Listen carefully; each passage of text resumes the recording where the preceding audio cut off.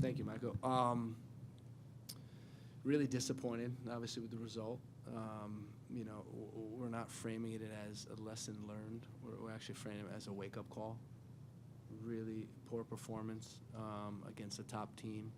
And I think if you give, or I know, if you give a team like that the opportunities that we gave them, you're going to have no chance to win. It's never going to happen. And, you know, that's what's really disappointing about the game. I think the first half, you look at the 2 goals, maybe they had 2.5 chances in the first half, scored 2 goals, and then, you know, from the 75th minute on, it was, I think, a lack of respect for our opponent, the game of soccer, what we were doing. And, you know, I think the sad thing is it overshadows, you know, how we got back into the game, how we were aggressive, how we had them on their heels, and they were, you know, they were struggling for a moment when it was 2-1, and we weren't able to capitalize on it, and then the game went to pieces late in the match. So, wake-up call for us. We express that to the group, and we move forward, and we play Brazil on Wednesday. Thank you. Stephen. Steve Goff, The Washington Post. Greg, what individual mistakes seem to really hurt you as well as the collective? Were you surprised given given how long this team has been together and some of the repetitions they've gone through that this would unfold that way? You know, it was a good opponent, and, you know, particularly late in the game is, you know, we weren't moving for each other. You know, we had this idea that we were going to dribble out of the back every time. You know, it was multiple players. You can't just point to one player. Multiple players. And, you know, again, not respecting the game of soccer and the opponent in that case. You know, it's a very good opponent, very dangerous opponent. You know, our whole idea was the space has got to be small. If you make the space big, you're in trouble. And you saw that. As soon as we opened it up, it was lights out. Henry, to your left. Greg, you guys, you and the players have consistently talked about wanting to and needing to beat big teams like this to have confidence that you can do it when you go into a major tournament. Do you worry that the consistent losing to these types of teams will potentially have the opposite effect and that it would get in guys' heads that they maybe feel like they can't beat this team? No, I don't think so. I mean, again, it's about understanding what it takes to beat teams like this. And, you know, when I said a wake-up call, you know, there's some glaring things that you have to address if you're going to compete at this level. And, you know, and so, you know, we just go back to work. You know, our mindset the whole time is we want to improve, we want to get better, we want to use every opportunity, every game we play to keep improving, and we'll certainly keep the same theme in this one. McKelly, straight ahead, and then Jonathan. Hi, Greg. Hey, McKelly. Any positive that you take away from the game? Yeah, there were some positive chunks of the game, right? But you know, again, when I'm looking right now at 5-1, and you know, it's not good enough. That's for sure. And there were positive things in the game. I think we competed. We pushed them to a level that they were getting overextended. And then, you know, then we fell flat. But there's certainly positives to take from the game, and we'll look at that. Jonathan. Thanks. Jonathan Tannenwell from the Philadelphia Yep. Inquirer. I know there's been a bunch of questions already about the defensive side of things, but whether individual or collectively, as you're standing there on the field as a former center back watching the defensive play that there was, just what almost sort of instinctively is going through your mind when you're watching that? You know, we can't pinpoint the center backs in this one. We really can't. You know, it had nothing to do with a 5-1 result. You know, when you know, you can go back and check the goals. You know, it's midfielders not recovering.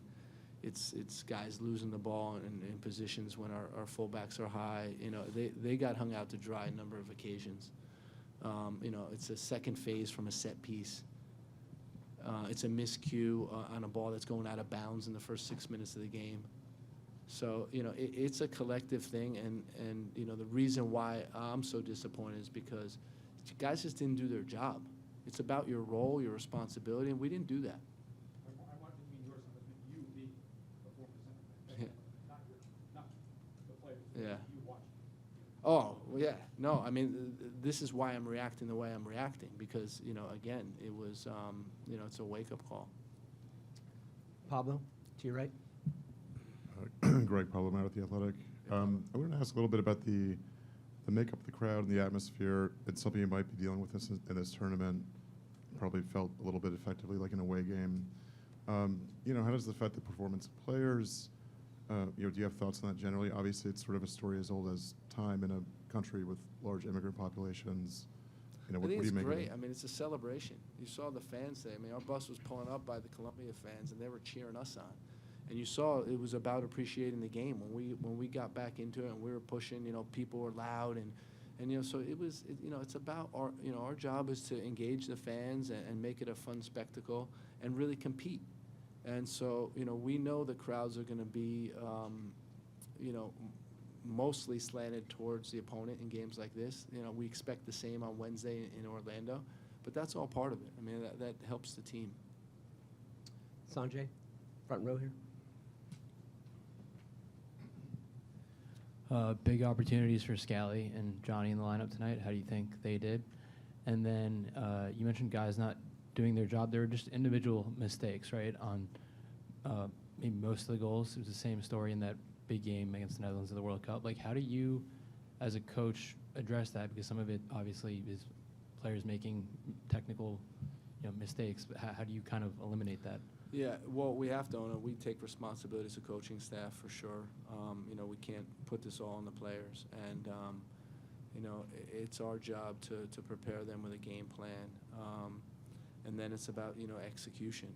And I think that this game will help us understand that when we don't do the things we're supposed to do, we'll get hurt really quickly, and that's I think. If I'm taking one thing out of the game, if the guys are taking one thing out of the game, it's like, guys, you got to play a very strong game.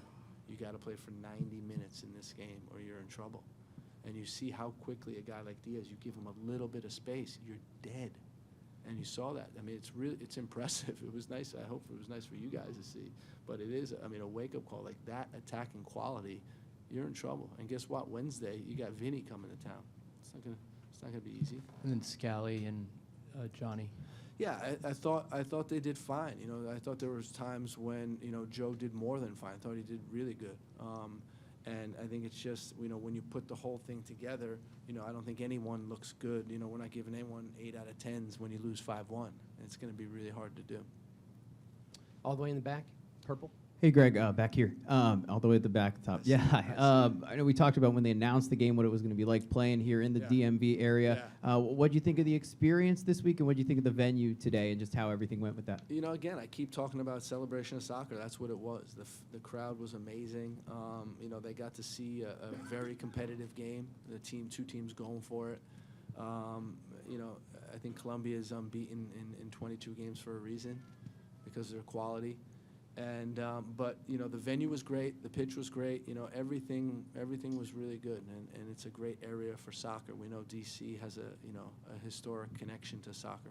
And then just real quick, a follow-up, you were talking about how it's the common thing that there's a lot of fans of the international teams you've played, and you talked about how you want this team to play at a higher level. Do you think that when the team does reach that level you're striving for, that maybe in these stands we'll see even more a higher percentage of USA fans at games like this in the future? I think so. I think it does go hand in hand.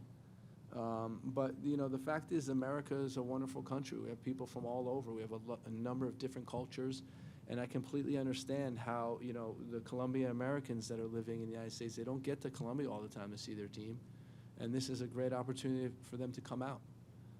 So it's that's what makes America special. The opportunities like this. We'll do 2 more. Start, Jerry. We keep talking about individual mistakes, and of course that persisted throughout the game. But it also seemed to be a lack of communication when these mistakes were made, and even prior and afterwards. Am I reading this wrong, or was there a lack of communication among the players themselves? Yeah, I think that's a tough one. I think we lost cohesion when we made all those subs. I think that was when the wheels started to fall off a little bit, and that could have something to do with it. Maybe the lack of communication, as our solutions came in, and normally they've done a fantastic job for us. But again, when we go through the team sheet, it's, you know, it's a collective performance, and, you know, collectively, we're not happy with what happened. Over to your right, front row. Hey, Greg, over here. Larry Henry, SBI. I know he didn't play tonight. I know he came into camp with kind of some fitness questions. Tyler Adams. I just wanted to see what you've seen from him so far in camp. How's he looking fitness-wise, and should we expect to see him against Brazil? You know, he's been doing a great job of building strength up and getting back to a good level. You know, we're cautious with him at the Nations League, and we've been cautious with him again this camp. Really trying to build up his strength and fitness to get him ready to compete. Today was too early, but hopefully we will get to see him, you know, either in Brazil or as the tournament begins. Thanks, Greg. Thanks, everybody. Thank you.